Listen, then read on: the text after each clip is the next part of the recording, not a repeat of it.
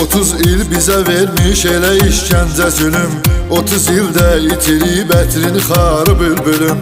Budur məqsəd və amal, ya Qarabağ ya da ölüm. Bir dənə gülləsin atmır boşa Azərbaycan, yaşa Azərbaycan.